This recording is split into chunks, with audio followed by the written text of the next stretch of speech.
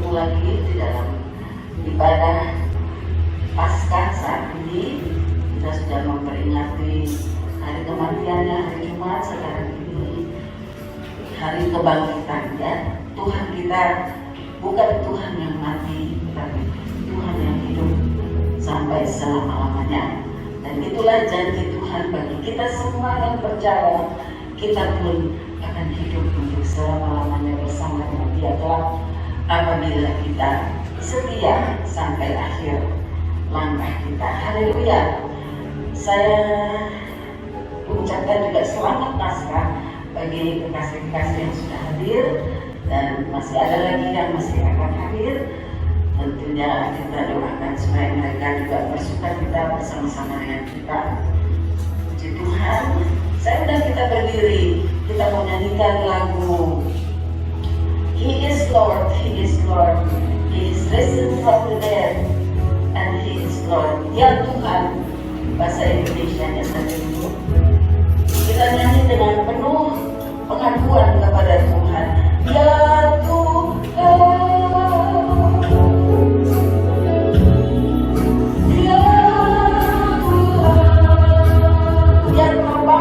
Dari maut seperti ya Tuhan, bangkit dari maut seperti ya Tuhan. Amin. Setiap menunggu dan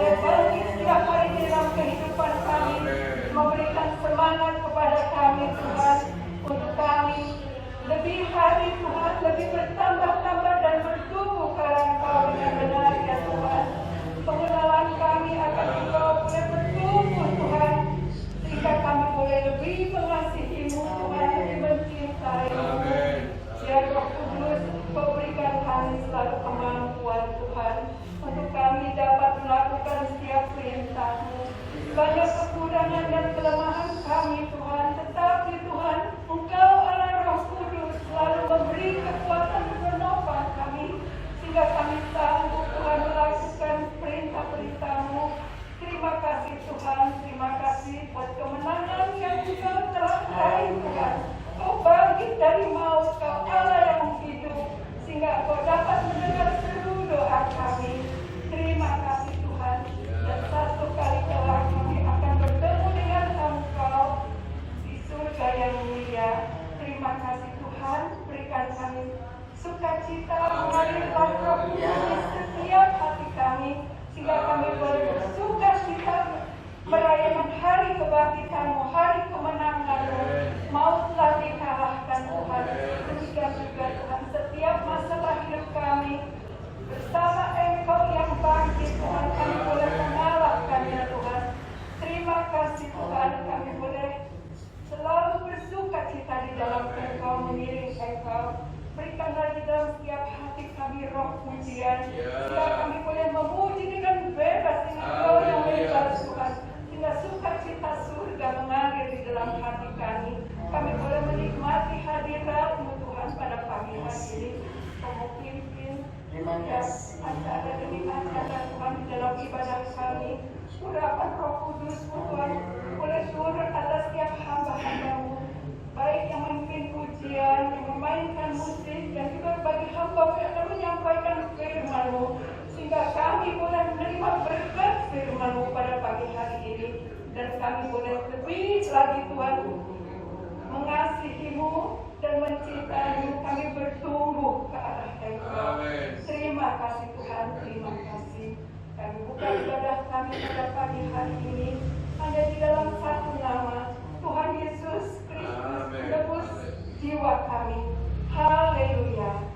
Amin. Puji Tuhan. Ini Yesus bangkit. Saudara bangkit juga nggak? Ada bangkit ya? Kalau begitu kita mesti katakan Yesus hidup 3 kali ya.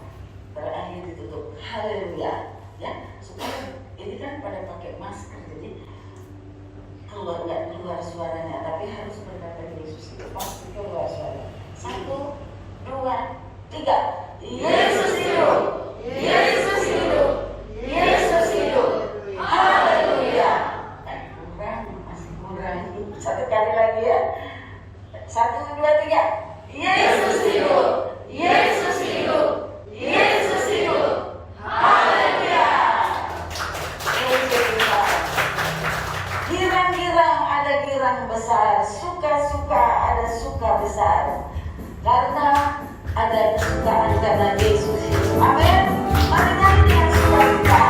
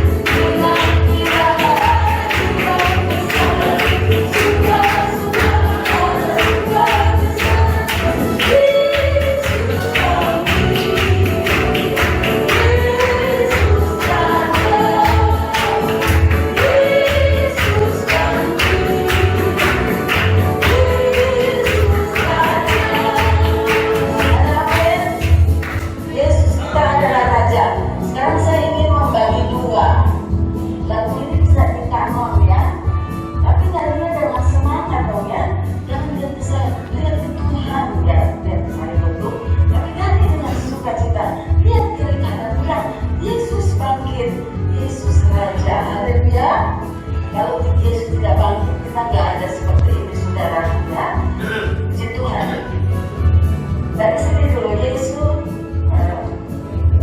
girang-girang ada girang besar, terus Yesus bangkit di sini mulai girang-girang ada girang besar yang dimiliki oleh ibu dia, ya, keras.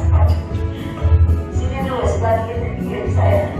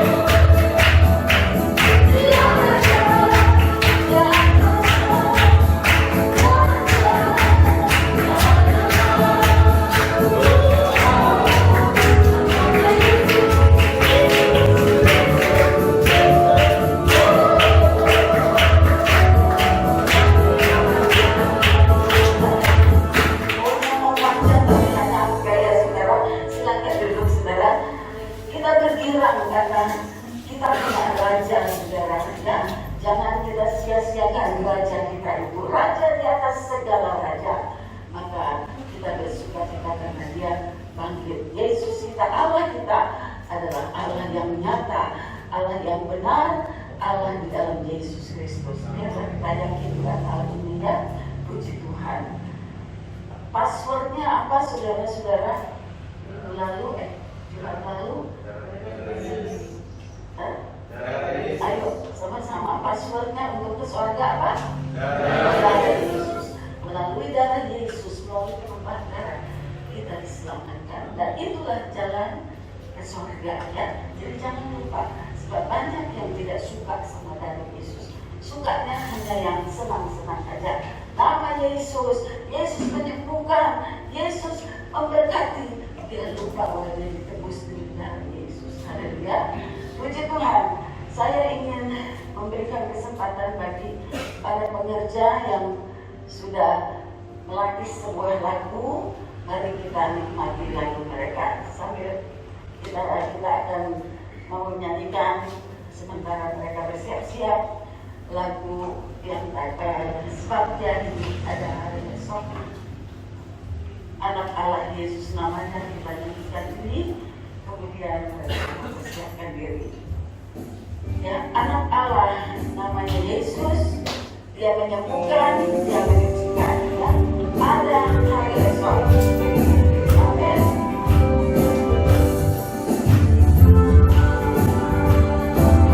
Yesus nama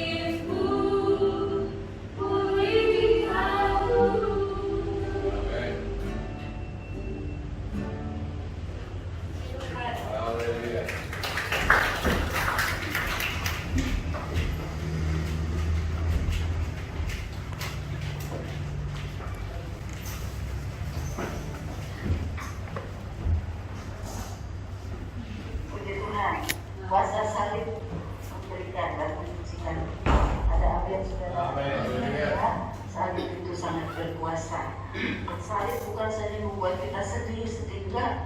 Salib itu memberikan kita kemenangan, saudara ya. Jadi tidak perlu bersedih dengan apa yang kita alami, apa yang sedang alami, karena salib itu justru adalah kemenangan buat kita. Amin, buat anak-anak Tuhan. Puji Tuhan. Kita nyanyi lagi sebuah lagu, Ku menang bersama Yesus. Mari saya undang kita berdiri. Nyanyi dengan sukacita. Jangan ada yang susah sedih. Yesus sudah bangkit. Kita bersukacitakan. Ku menang bersama Yesus Tuhan. Saudara menang, nyanyi dengan gerak. Amin. Amin. Haleluya. Ku menang.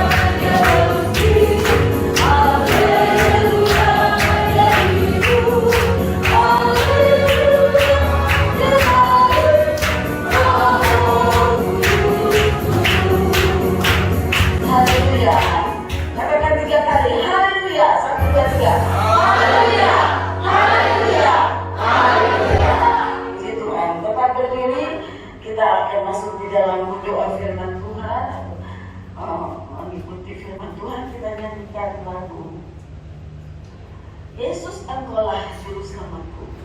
Saya ingat lagu ini. Lagu ini sudah lama sekali diciptakan oleh seorang hamba Tuhan dari Indonesia yang sudah lama sekali. Ya, waktu itu masih ada buku standar Kormu gitu ya, sudah lama. Tapi kiranya lagu ini akan mengingatkan kita bahwa Dia juga berdoa buat kita, sehingga kita ada, kita bisa tetap terus di dalam Dia, karena Yesus Tuhan itu juga sudah bangkit dan mendoakan kita. Ya, bukan berarti Yesus itu tidak berkuasa sehingga Dia berdoa buat kita, tapi justru Dia menjadi juru syafaat buat kita. Disitulah doanya. Pada saat iblis menggocok, pada saat iblis berbisik dalam, mungkin pada saat saudara kecewa, disitulah juru syafaat kita Yesus, Dia berdoa buat saudara supaya saudara dan saya tidak jatuh. Sebabnya hargailah juru selamat kita. Mari kita siapkan hati untuk firman dan kita menyanyikan lagu ini. Haleluya. Yesus Engkaulah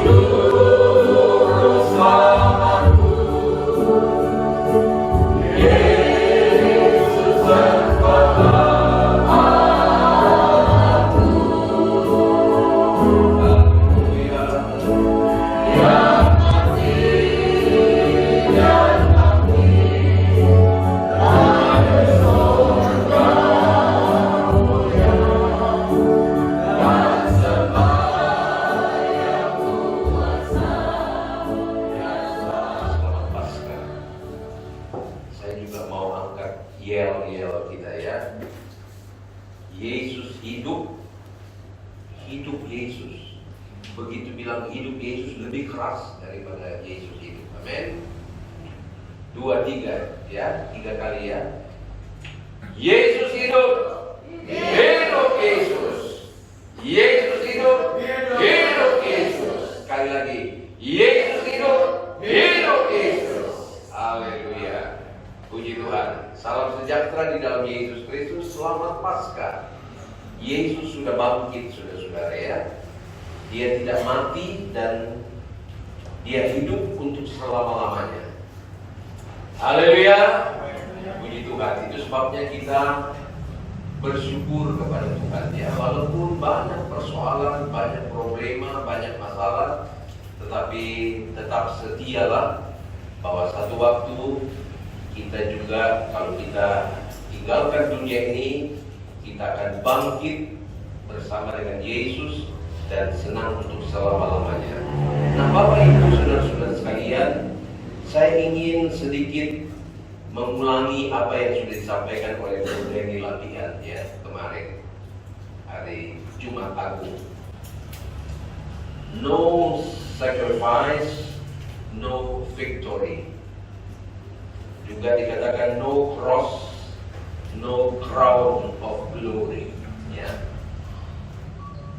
Tidak ada tanpa penderitaan, tidak ada kemenangan, saudara-saudara ya. Juga tanpa salib tidak ada mahkota yang mulia, ya. Dan juga tidak 3 hal yang dianggap oleh Bro Denny ya tentang 3 makna salib. Saya catat di sini. Saya nggak tahu saudara catat ya. Haleluya. Kira-kira ada yang tahu jangan Bro Denny, saya tahu. Yang pertama apa? Oh, puji Tuhan. Apa? Iya, ya. Judulnya disalib, tapi dia menghapuskan dosa. Haleluya. Yang kedua, siapa tahu? Haleluya. Oh, haleluya. Mari Ibu Ivon, yang kedua apa?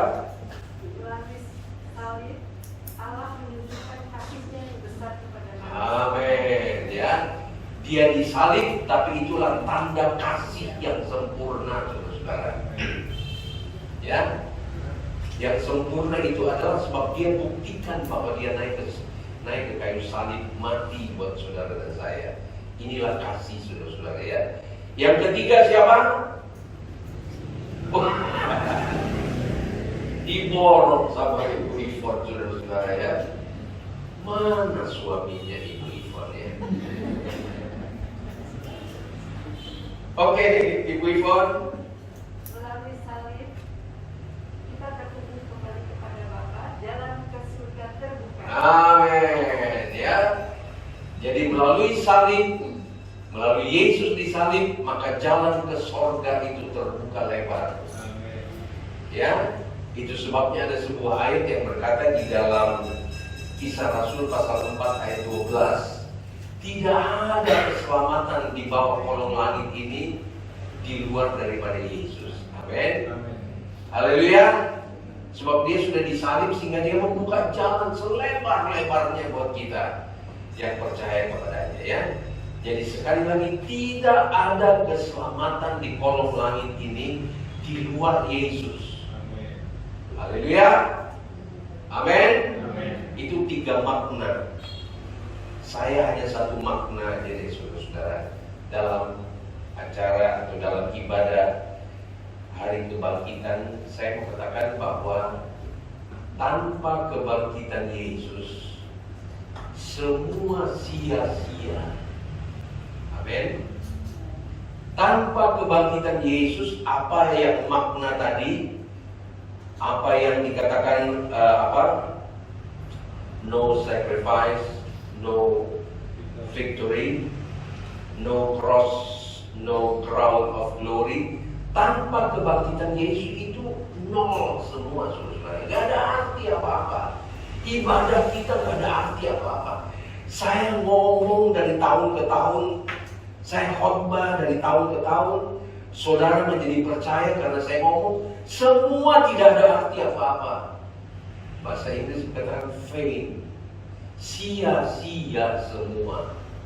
Bayangkan saudara-saudara kembalikan perpuluhan, saudara berkorban, tinggalin rumah, berikan persembahan, saudara sampai lutut lecet berdoa, saudara sampai pegel duduk dengerin firman Tuhan, tapi kalau dia tidak bangkit, semua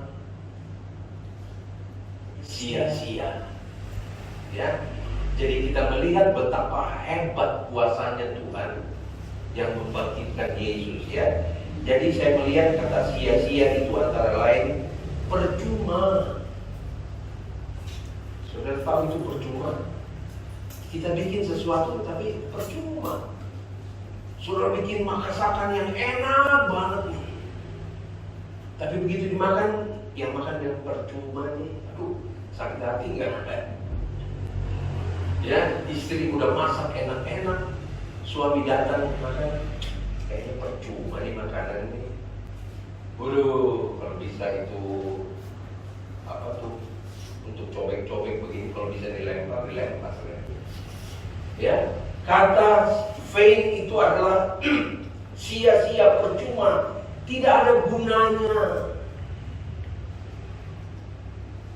omong kosong. Tuh, bayangin saya khotbah sampai udah urat leher keluar begini, tapi kalau dia tidak bangkit, saya omong kosong. Kita baca loh firman Tuhan, apa yang firman Allah berkata begini. 1 Korintus pasal 15, ya, tentang kebangkitan kita. Saudara baca saja seterusnya. Di sini berbicara tentang kebangkitan Kristus, kebangkitan kita, dan kebangkitan tubuh. Supaya kita tahu kronologisnya, saya baca mulai dari ayat 12. 1 Korintus 15 ayat 12 sampai dengan 19. Saudara melihat betapa dahsyatnya kalau Yesus tidak bangkit, saudara-saudara. Ya, betapa sia-sianya, betapa tidak ada gunanya, betapa kosong, dan juga dikatakan dusta. Tuh, kalau Yesus tidak bangkit berarti semua ini dusta. Ayat 12. Saya minta saudara perhatikan baik-baik ya, sebab nanti ada sesuatu. Oke, sampai di situ aja. Ayat 12. Jadi bila mana kami beritakan, ini Paulus ya berkata kepada sidang jemaat di Korintus. Paulus yang tadinya adalah penghujat, pembunuh, penghalang untuk orang-orang menjadi pengikut Kristus, tapi ketika dia dijamah, dia dipenuhkan dengan Roh Kudus, dia menjadi seorang hamba Tuhan yang apa tuh Bro Denny? Radikal tuh. Radikal dia. Radikal rohani, saudara-saudara ya, bukan radikal yang negatif. Jadi mereka bila mana kami beritakan bahwa Kristus dibangkitkan dari antara orang mati, bagaimana mungkin ada di antara kamu yang mengatakan bahwa tidak ada kebangkitan orang mati? Nah, ayat ini saya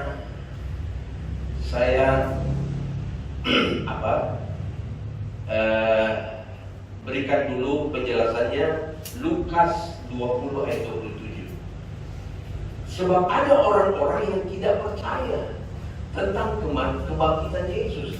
Lukas 20 ayat yang ke-27 berkata begini, maka datanglah kepada Yesus beberapa orang Saduki yang tidak mengakui adanya kebangkitan. Mereka bertanya kepadanya. Saudara baca selanjutnya. Jadi ada orang-orang Saduki yang tidak percaya. Mereka datang kepada Yesus, ya, menyatakan bahwa mereka tidak percaya bahwa ada kebangkitan. Rupanya, saudara baca aja seterusnya, soal kawin, saudara. Jadi kalau ada orang yang mungkin kawin 7 kali, nanti sampai di sorga katanya, yang mana nih istri saya ya? Ada orang yang kawin, mereka kawin mati, kawin mati, kawin mati. Bapak saya 3 kali, saudara. Ya, tiga-tiganya mati. Nanti bapak saya mau sakit mana istri saya ya? Itu yang dipersoalkan oleh orang-orang Saduki. Jadi ada orang-orang yang tidak percaya tentang kebangkitan, termasuk murid-murid yang notabene selalu jalan dengan Yesus, melihat mujizat, gurunya adalah Yesus, pengkhotbahnya adalah Yesus, gembalanya adalah Yesus, tapi mereka nggak percaya, saudara-saudara. Apalagi ya kita udah kenal lah si Thomas, ya, sampai bilang kalau saya gak tusuk jari saya di tangannya, gak percaya. Walaupun teman-teman semua bilang, Tom, Bro Tom, Yesus udah bangkit kok. Bohong semua. Jadi saudara melihat bahwa betapa tidak berartinya kalau Yesus tidak bangkit. Ayat 13. Saya fokus nanti di ayat 14 dan 17 serta 19. Ayat 13. Kalau tidak ada kebangkitan orang mati, maka Kristus juga tidak dibangkitkan. Ayat 14. Tetapi andai kata Kristus tidak dibangkitkan, maka sia-sialah pemberitaan kami. Ini yang disebut sia-sia faith. Saya ngomong ini sia-sia, saudara-saudara. Apa yang diangkat oleh Bro Denny 3 makna salib, tidak ada arti apa-apa kalau dia tidak bangkit. Ya, andai kata Kristus tidak, maka sia-sialah pemberitaan kami dan sia-sialah juga kepercayaan kamu. Saya ngomong itu sia-sia, saudara percaya juga sia-sia. Ayat 15. Lebih daripada itu kami ternyata berdusta terhadap Allah.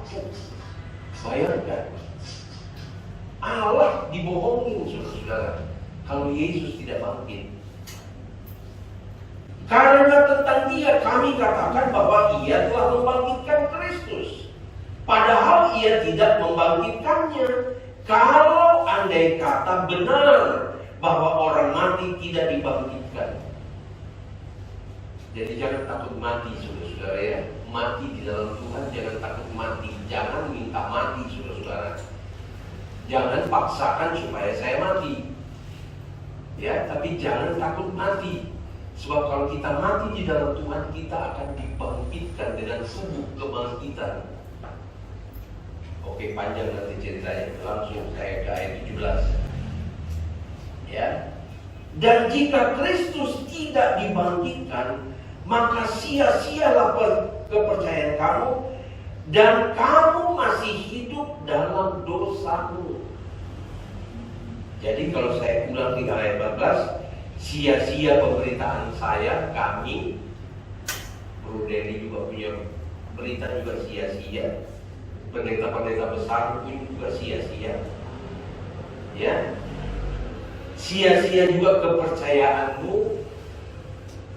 Sekarang di ayat 17 dikatakan, dan kamu atau kita masih hidup di dalam dosa.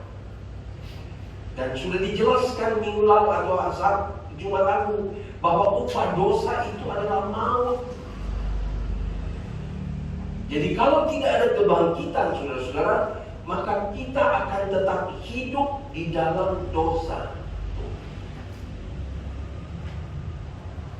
Ayat 18. Demikian binasa juga orang-orang yang mati dalam Kristus. Jadi orang-orang yang mati di dalam Tuhan, yang Paulus pernah berkata di dalam Filipi pasal 1 ayat 21 bahwa hidupku adalah Kristus dan mati adalah keuntungan, itu jadi sia-sia, jadi nol, saudara-saudara.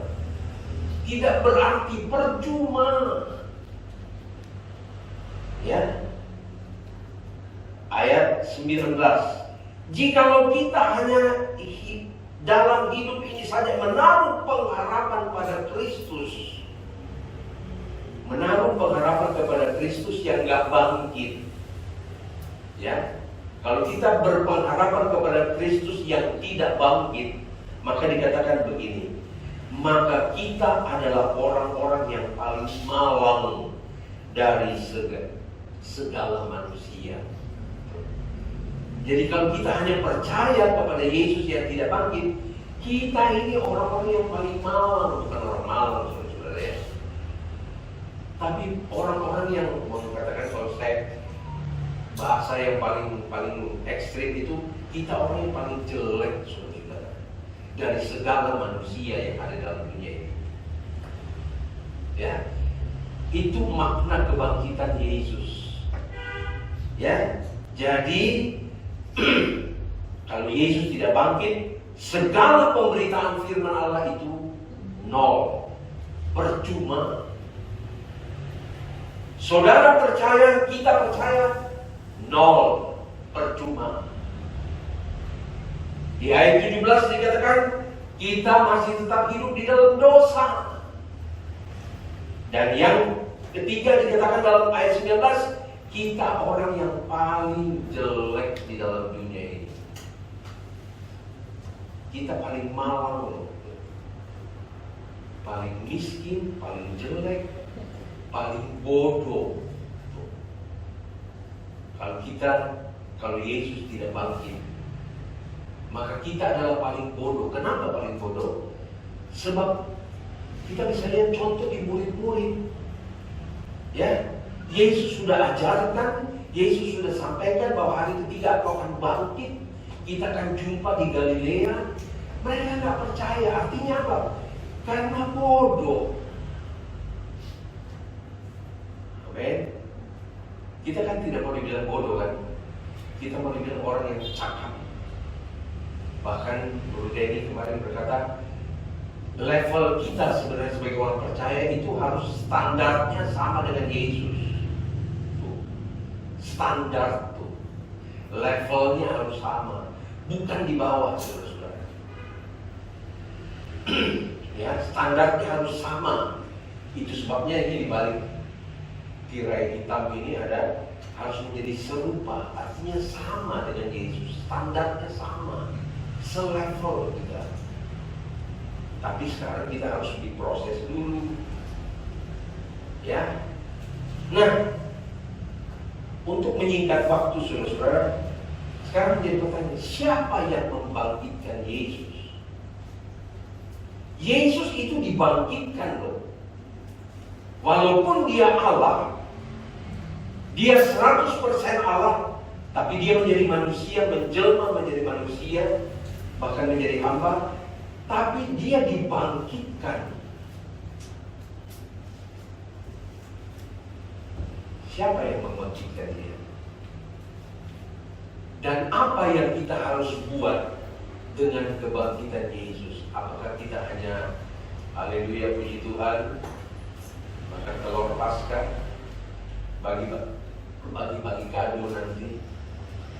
Apakah cuma sampai di situ saja pengetahuan kita tentang kebangkitan Yesus? Apa yang kita harus buat? Menjadi pertanyaan saya, siapa yang membangkitkan Yesus? Bagi saudara yang pandai-pandai baca Alkitab pasti ngerti ini. Tapi saya ingin menjelaskan. Mari kita buka di dalam Roma pasal 8. Ya, yang suka baca Alkitab langsung tahu ini. Dikatakan begini. Di ayat 11, tapi saya coba baca mulai ayat 10, dikatakan begini. Ya, tetapi jika Kristus ada di dalam kamu, ini kata Kristus ini adalah yang diurapi.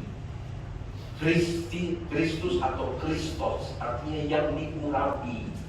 Artinya Roh Allah itu ada di dalam Kristus. Dan dikatakan jika Kristus ada di dalam kamu, maka tubuh memang mati karena dosa, tetapi roh adalah hidup, kehidupan oleh karena kebenaran. Ayat 11 berkata begini. Ini menjadi jawaban dari pertanyaan saya. Siapa yang membangkitkan Yesus? Dikatakan jika roh Dia, roh Bapa di sorga, yang telah membangkitkan Yesus. Jadi untuk membangkitkan Yesus perlu ada Roh Allah. Itu sebabnya saudara-saudara, Tritunggal Allah ini luar biasa, saudara-saudara. Ya, Allah ada di sorga, Yesus datang ke dalam dunia untuk menyelamatkan saudara dan saya. Tapi ketika itu dia naik ke sorga, dia utus Roh Kudus sebagai penolong kita. Ya, jadi kita melihat ini ada korelasi, ada hubungan yang erat. Walaupun Bapa di sorga, Yesus di dunia, waktu Yesus naik ke sorga, ada Roh Kudus, semua berkaitan. Semua saling topang menopang. Itu sebabnya mari dalam hidup kita juga kita harus saling topang menopang. Tidak bisa jalan sendiri, saudara-saudara. Amin. Jadi dikatakan jika Roh Dia yang telah membangkitkan Yesus dari antara orang mati diam. Nah, kata diam ini adalah tinggal. Ya. Diam di dalam kamu, di dalam saudara, di dalam saya. Maka ia ini adalah Roh Allah itu yang akan membangkitkan Kristus Yesus dari antara orang mati, akan menghidupkan juga tubuhmu yang fana itu oleh Rohnya yang diam di dalam kamu. Tuh. Ada dua kata kali diam. Artinya dia tinggal. Firman Allah berkata kita ini adalah baitnya Allah, tempat Roh Allah berdiam. Roh Allah tinggal. Itu sebabnya pelihara, jaga baik-baik. Dia diam itu artinya dia betah. Orang Indonesia bilang, Jakarta bilang, dia betah, dia enak gitu loh. Haleluya. Saudara baru punya rumah mewah, punya segala-galanya, rumahnya semua dari emas barangkali. Ya. Tapi kalau tidak ada kedamaian, tidak ada sukacita di situ, saudara pasti nggak betah. Ya atau ya? Biar mewah, semua ada. Tapi kalau tidak ada damai, ribut terus, kacau terus, tegang terus, takut terus, apakah kita betah di situ? Lebih baik gubuk barangkali rumah sederhana, tapi ada damai, ada ketenangan, ada kecocokan di situ. Kita lebih enak di situ daripada rumah bermewah berantem dulu, kacau dulu, tegang dulu, begitu tidur, khawatir, curiga. Jadi Roh Kudus itu harus betah tinggal di dalam kita, harus diam. Ya, jadi kita melihat di sini bahwa yang membangkitkan Yesus itu adalah Roh Allah. Dan Roh Kudus itu adalah datang dari Allah. Melalui ketika Yesus naik ke surga, dia berkata, aku akan minta kepada Bapa supaya Bapa mencurahkan Rohku. Rohnya Bapa ya. Jadi saudara-saudara, di dalam hidup ini saya ingin tegaskan dan ingin menghimbau, bahkan mendorong saudara, betapa pentingnya Roh Kudus dalam hidup kita. Nanti kepanjangan saudara-saudara kalau saya lihat bukti nyata 100 tahun GBDI, kalau bukan pekerjaan Roh Kudus itu tidak akan terjadi, akan dibatalkan di tengah jalan saudara-saudara. Ya, tapi Rudeni sudah angkat. Ya, Kolose pasal berapa? Rudeni 2. Dilucuti semua. Semua dilucuti, artinya ditelanjangi. Segala kuasa-kuasa manusia yang hebat ditelanjangi oleh kuasa Roh Kudus. Sehingga tidak ada yang berani, saudara-saudara. Haleluya. Ya. Beberapa ayat tentang Allah yang membangkitkan diri. Kisah Rasul pasal 2 ayat 24. Kalau klik saja deh. Kisah 2 ayat 24. Nanti siapkan Roma 6 ayat 4 dan 5. Kisah 2 ayat 24 berkata, tetapi Allah membangkitkan dia dengan melepaskan dia dari sengsara maut Karena tidak mungkin ia tetap berada dalam kuasa maut itu. Haleluya. Jadi Allah yang membangkitkan. Yang kita percaya bahwa roh Allah yang membangkitkan. Roma 6 ayat 4 dan 5. Roma 6 ayat 4 dan 5 berkata begini, dengan demikian kita telah dikuburkan bersama-sama dengan Dia oleh baptisan dalam kematian. Jadi saudara-saudara, sebagai orang percaya kita harus dibaptis. Artinya kita tinggalkan kehidupan yang lama, kita kuburkan kehidupan yang lama dan bangkit dalam kehidupan yang baru. Supaya sama seperti Kristus telah dibangkitkan dari antara orang mati oleh kemuliaan Bapa. Jadi yang membangkitkan Yesus itu adalah kemuliaan Bapa. Demikian juga kita akan hidup dalam hidup yang baru. Ayat 5. Sebab jika kita telah menjadi satu dengan apa yang sama dengan kematiannya, kita juga akan menjadi satu dengan apa yang sama dengan kebangkitannya. Jadi kebangkitan Yesus itu menjadikan kita satu. Haleluya. Oleh Allah, oleh kemuliaan Bapa. Haleluya. Ya. Jadi Roh Kudus yang membangkitkan Yesus. Itu sebabnya menjadi pertanyaan buat kita, siapa kita?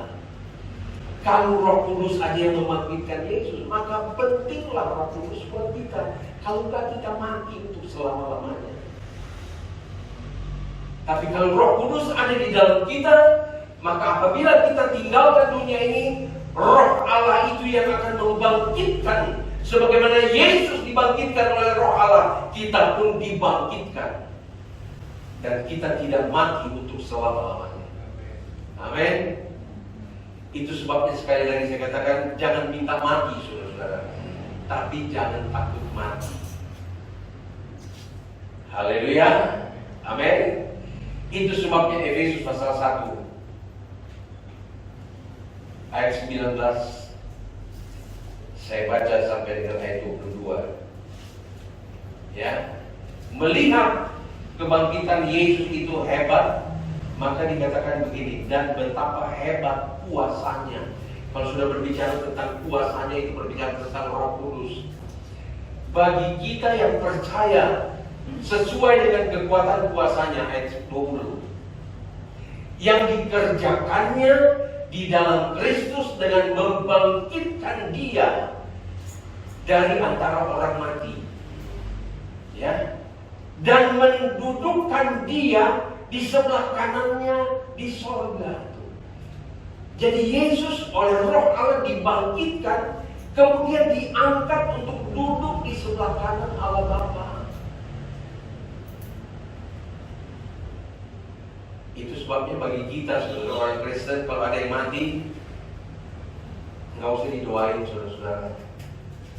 Ya, urusannya ketika kita hidup, itu urusannya dengan kita dengan Tuhan. Kalau udah mati, jangan didoain seperti yang lain. Sebab kita tidak punya kuasa untuk Tuhan, tolong dia yang udah mati ya, supaya selamatkan dia ya. Enggak. Urusannya kita adalah waktu kita hidup. Setelah kita hembuskan nafas yang terakhir, itu urusannya kita dengan Bapa. Enggak ada yang bisa bilang, Bapak tolong dong saya punya ini ya, supaya dia masuk surga. Enggak ada gunanya saudara-saudara. Ya, sementara ada orang kan kalau udah mati didoain 3 hari didoain, 7 hari didoain, 40 hari didoain supaya dia selamat. Enggak ada gunanya saudara-saudara. Ya, ketika dia mati, Roh Allah itu membangkitkan dia dan menghantar dia untuk duduk di sebelah kanan Allah Bapa. Lanjut ayat berikut. Jauh lebih tinggi dari segala pemerintah. Ini dibuktikan sekali lagi. Jauh lebih tinggi dari segala pemerintah dan penguasa dan kekuasaan dan kerajaan Dan tiap-tiap nama yang dapat disebut. Ini saya kalau baca ini merinding saya, sebab saya baru dari Bali, saudara-saudara. Dan melihat betapa hebat kuasanya Tuhan. Melawan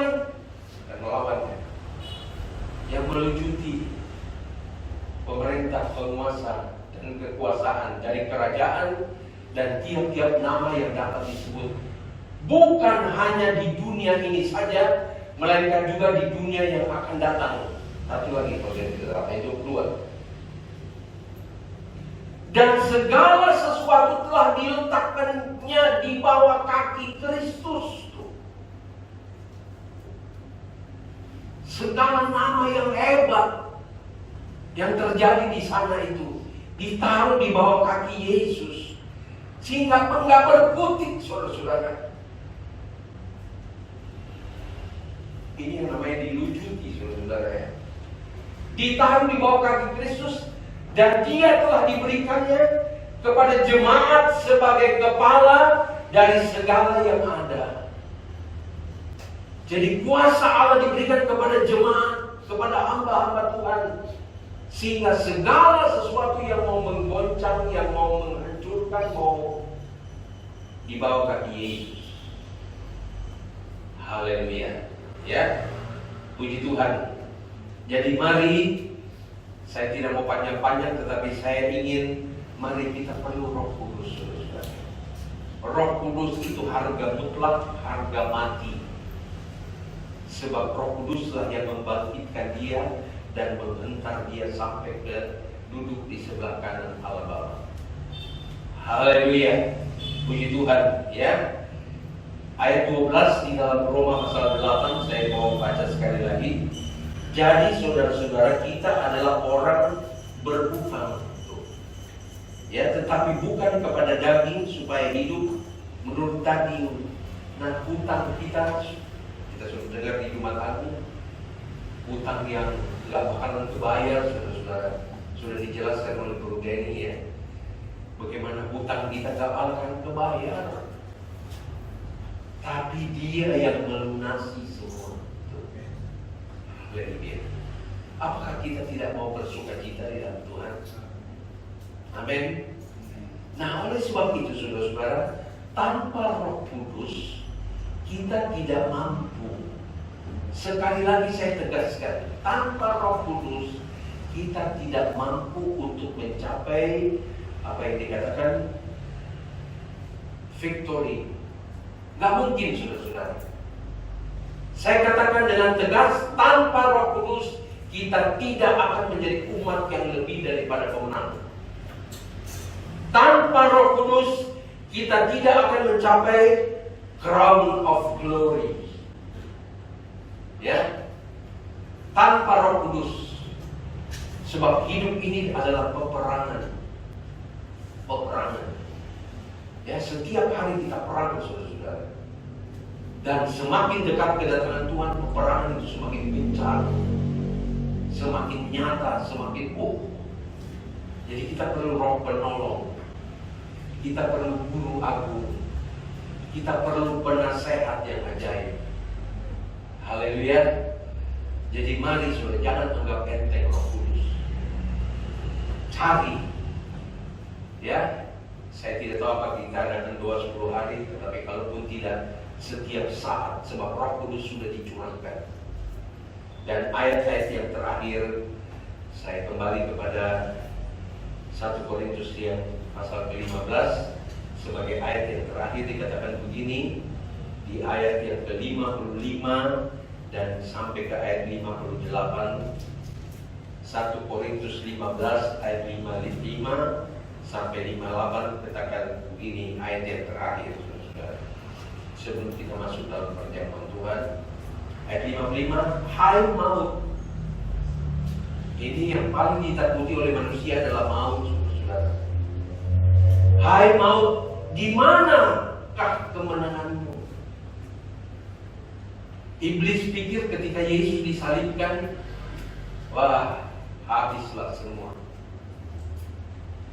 Sehingga waktu 2 orang pulang ke Emmaus, dikatakan Apakah kamu nggak tahu apa yang terjadi di Yerusalem? Apa sih yang terjadi? Yesus yang kami anggap, raja kami, yang bakalan kami anggap hebat, ya ternyata dibantai. Itu suara setan, saudara-saudara. Yang anggap menang, iblis menang ketika Yesus disalibkan. Sehingga murid-murid ada yang mau kembali ke profesi yang lama, ada yang pulang kampung, ada yang gak percaya, ada yang bilang pokoknya kalau saya gak cucuk jari saya, gak bakalan saya percaya. Hai maut, di manakah kemenanganmu? Hai maut, di mana sengatmu? Sengat itu artinya nyerang, musuh gitu. Aduh, saya berpikir saudara-saudara, belum hilang dari pikiran saya tentang Bali, saudara. Nyengat terus. Mau coba terus. Tapi melalui doa, saudara-saudara, saya ulangi, ada ibu-ibu tua yang sudah tidak sanggup lagi untuk jalan kemari, ke sana kemari. Mereka berdoa, menangis, meraung-raung. Sehingga sengat itu tidak bisa menusuk, tidak bisa menyerang. Gawat sekali, saudara-saudara. Saya katakan gawat sekali pada saat itu. Bisa sewaktu-waktu berhenti, stop. Bagaimana malunya kita, saudara-saudara. Tapi Tuhan tidak mempermalukan orang yang dia tidak tinggalkan dan dia tidak permalukan. Ya, mana sengatmu? Ayat 56. Sengat maut ialah dosa, dan kuasa dosa ialah hukum Taurat. Ya. Tetapi syukur kepada Allah. Mari kita bersyukur kepada Allah. Ya. Yang telah memberikan kepada kita kemenangan oleh Yesus Kristus, Tuhan kita. Jadi kebangkitan adalah kemenangan buat saudara dan saya, buat gereja Tuhan, buat GPDI yang sudah 100 tahun, saudara-saudara. Karena itu, saudara-saudaraku yang kekasih, berdirilah teguh. Ya, mari kita berdiri teguh, saudara. Jangan goyah. Ya, jangan goyah. Dan giatlah selalu dalam pekerjaan Tuhan. Sebab kamu tahu bahwa dalam persekutuan dengan Tuhan, jerih payahmu tidak sia-sia. Amin. Tadinya kalau Yesus tidak bangkit, ya sia-sia semua. Kita udah ngoceh, saya udah ngoceh sampai mulut udah mau berbusa ini, saudara. Semua dikatakan gak ada gunanya. Vain, nol, nihil, gak ada gunanya, kosong, dusta. Tapi melalui kebangkitannya, dia berkata bahwa jerih payahmu, apa yang engkau buat bagi Tuhan, baik yang kelihatan maupun yang tidak kelihatan, ada upahnya. Haleluya. Haleluya. Jerih payahmu itu tidak sia-sia. Ada upah yang sedang menunggu kita. Upah di dunia dan upah di sorga, yaitu sorga yang kekal. Itu sebabnya mari saudara-saudara, sekali lagi ayat 56, 58, saudara-saudaraku yang kekasih. Saya juga mau katakan saudara-saudara kekasihku. Ya, sebab saya bertanggung jawab atas keselamatan saudara sebagai hamba Tuhan. Sebab saudara adalah mahkotaku di hadapan Allah kelak. Itu sebabnya saya katakan saudara-saudara kekasihku. Dan himbauan saya adalah, marilah kita berdiri teguh, jangan goyah, dan giatlah selalu dalam pekerjaan Tuhan. Kata giat ini artinya jadi jangan suam, saudara-saudara. Jangan ogah-ogahan. Haleluya. Ini kata giat ini mirip radikal. Haleluya. Jadi marilah, semakin kedatangan Tuhan dekat, iblis semakin gencar, tapi kita harus semakin giat, semakin all out kita berikan kepada Tuhan. Semakin giat dan giat selalu dalam pekerjaan Tuhan, sebab kamu tahu, kita harus tahu, sebab banyak orang yang tidak tahu bahwa dalam persekutuan dengan Tuhan, jerih payahmu tidak sia-sia. Ini firman Allah katakan. Haleluya. Dia sudah membuktikan melalui kematian dan kebangkitannya melalui perjamuan Tuhan. Haleluya. Saya tidak panjangkan, walaupun bisa panjang saudara, tapi masih ada banyak acara. Mari kita masuk di dalam perjamuan Tuhan. Kita nyanyikan sebuah nyanyian. Saya undang kita berdiri bersama-sama. Saya undang Bapak Billington dan Bapak Paul dari maju ke depan untuk melayani perjamuan Tuhan. Kita nyanyikan semua nyanyian. Sukacitaku penuh, ku bermazmur bagimu, karena ku tahu ku telah ditebus. Kita berdiri bersama-sama. Kita nyanyikan nyanyian ini.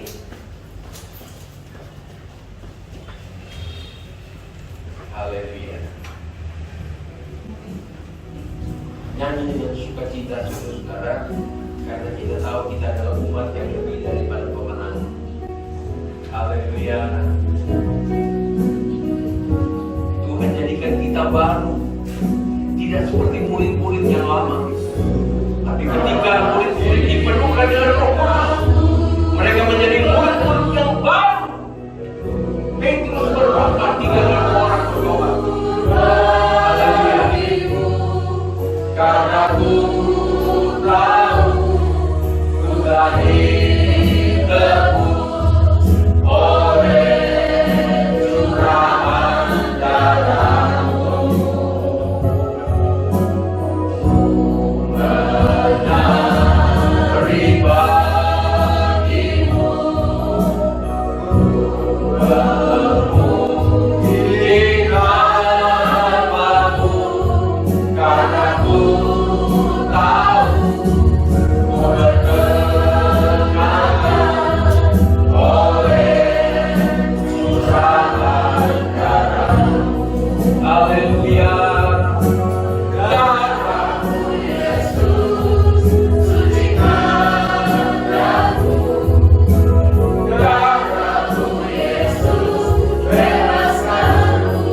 Dia bebaskan kita dari segala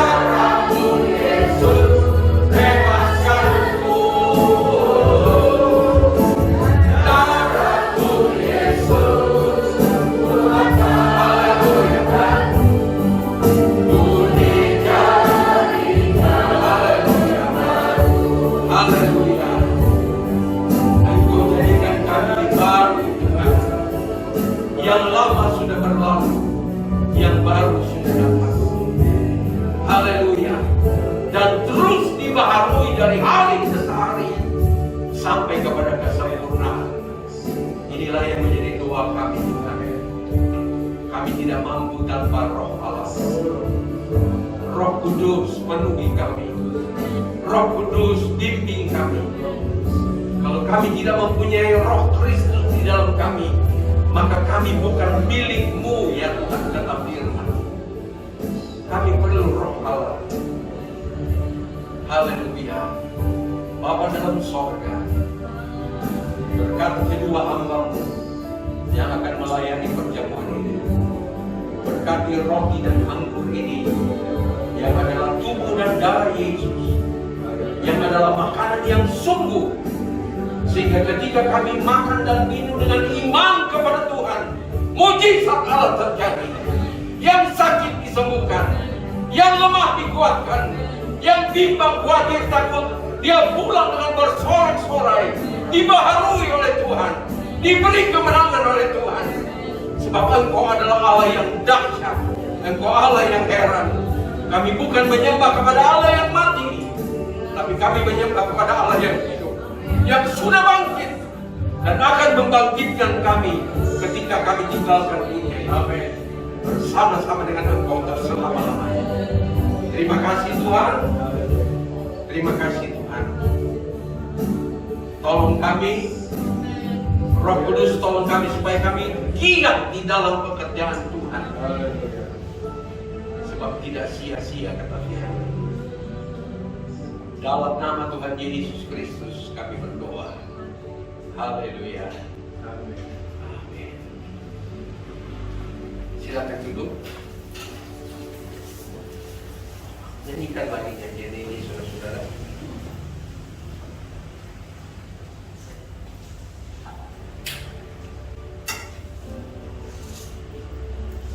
Nyanyikan sambil kita menyembah dan mengerti kata-kata daripada nyanyian ini.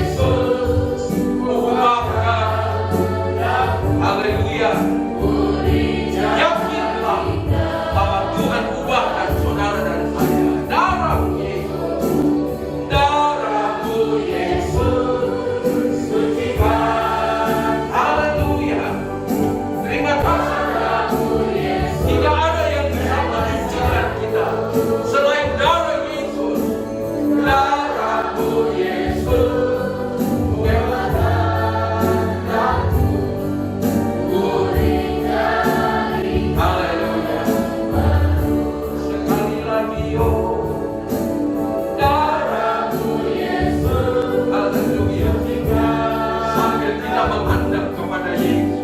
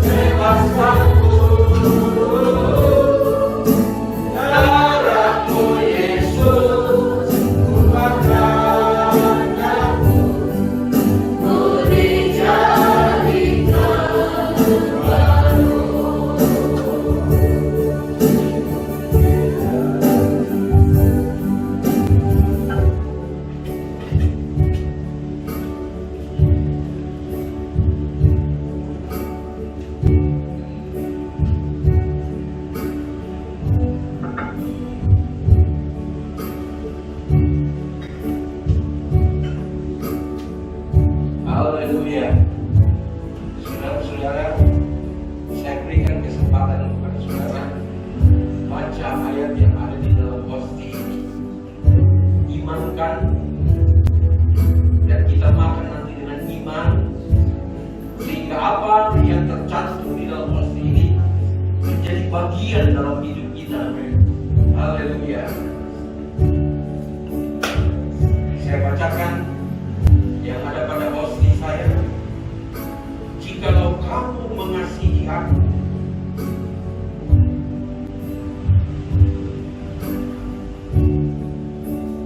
kamu akan menuruti segala perintah. Yohanes 14 ayat 15. Saya angkat ini kepada Tuhan. Kalau Roh Kudus tidak menolong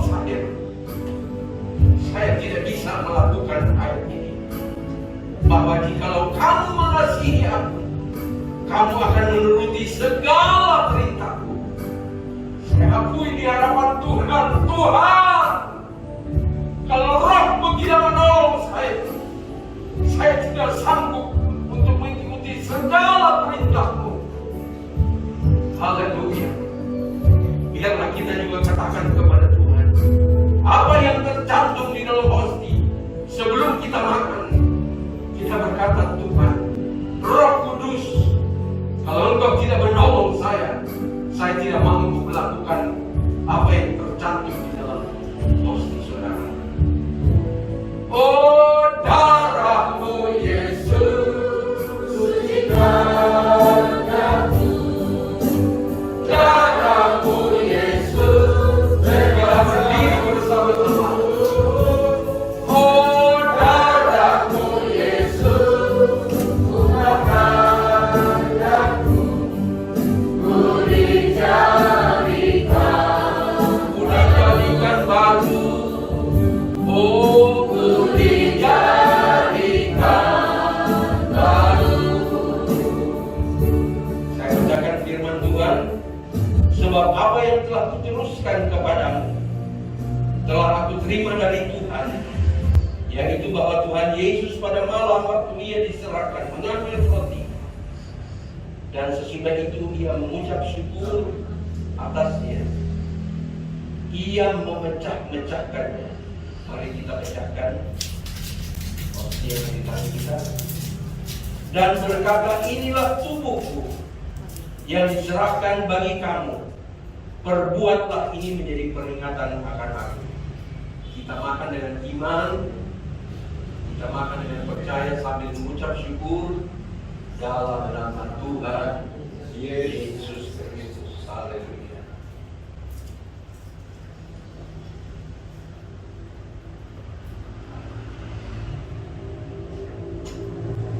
Terima kasih Tuhan. Kita angkat cawan dengan tangan kanan kita. Demikian juga Ia mengambil cawan sesudah makan, lalu berkata, cawan ini adalah perjanjian baru yang dimeteraikan oleh darahku. Perbuatlah ini setiap kali kamu meminumnya menjadi peringatan akan aku. Sebab setiap kali kamu makan roti ini dan minum cawan ini, kamu memberitakan kematian Tuhan sampai Ia datang. Kita minum dengan iman, kita minum dengan percaya sambil mengucap syukur dalam nama Tuhan Yesus Kristus. Haleluya. Terima kasih. Haleluya. Terima kasih. Kita berikan terima kasih. Terima kasih. Terima kasih. Terima kasih. Kau buat yang sempurna bagi kami, supaya kami juga sempurna kelak Tuhan. Tanpa darah Yesus, tanpa penyaliban, tanpa kebangkitan, tanpa Roh Kudus, kami tidak akan menjadi sempurna. Kami perlu pertolongan. Dalam nama Tuhan Yesus Kristus. Haleluya. Semua yang diberkati Tuhan berkata amin. Haleluya. Gelas-gelas akan diangkat terlebih dahulu. Kita menyanyikan satu pujian, ya, cinta besar. Cintanya Yesus luar biasa, sangat besar, ya. Melebihi cinta suami istri, saudara, melebihi cinta siapapun yang mencintai kita. Cinta besar, haleluya. Cinta besar, oh cintanya Allah yang amat besar. Haleluya. Sekali lagi, dan akui, rasakan cinta Allah. Dia tidak pernah tinggalkan kita. Sekali-kali aku tidak akan tinggalkan engkau sampai kepada kesudahan. Inilah janji Tuhan. Besar cintanya Allah yang amat besar. Cinta besar. Puji Tuhan. Acara selanjutnya kita akhiri dulu ibadah kita, dan kemudian kita akan adakan acara selanjutnya, ya. Kita tutup dulu ibadah kita dengan doa, ya. Kita berdiri bersama-sama. Bapa dalam sorga, kembali kami datang kepadamu. Kami bersuka cita karena kami adalah umat-umat yang lebih daripada pemenang. Karena Engkau sudah bangkit bagi kami, kalahkan maut, Engkau patahkan sengat maut, dan Engkau telah bebaskan kami. Terima kasih Tuhan. Kami tetap berdoa buat pemerintah, kami tetap berdoa buat para medis, para dokter, perawat, bahkan rumah-rumah sakit yang sedang menampung orang-orang yang terserang COVID. Kami berdoa Engkau patahkan juga COVID, dan kami terima kemenangan daripada Tuhan. Terima kasih Tuhan Yesus, Engkau baik. Berkati jemaat-Mu, sebab jemaat adalah milik-Mu, adalah biji mata-Mu. Berkati rumah-rumah tangga, usaha pekerjaan, pelayanan, perjalanan, kesaksian, bahkan apa saja yang kami kerjakan untuk hormat kemuliaan bagi nama Tuhan. Tuhan buat berhasil dan beruntung. Terima kasih. Kami juga berdoa buat keluarga Lapian yang pada hari Sabtu yang akan datang akan menikahkan anak mereka. Kiranya Tuhan yang sudah memulai dengan baik, Tuhan juga yang akan menyempurnakan, menolong, sehingga semua akan rampung, nama Tuhan dipuji dan dibesarkan. Berkati Bapak Jody juga yang akan mengelola ibadah siang nanti, ulangan siaran ini. Tuhan berkati semua yang sudah hadir, semua yang sudah memberkati Tuhan, diberkati oleh Tuhan. Oleh sebab itu, pulanglah dengan berkat daripada Allah Bapa, kasih sayang daripada Yesus Kristus, dan persekutuan di dalam Roh Kudus. Berkat ini kita terima dalam nama Tuhan Yesus Kristus, dan semua yang diberkati berkata amin. Ada hari esok, sebab Dia hidup. Ku tak gentar,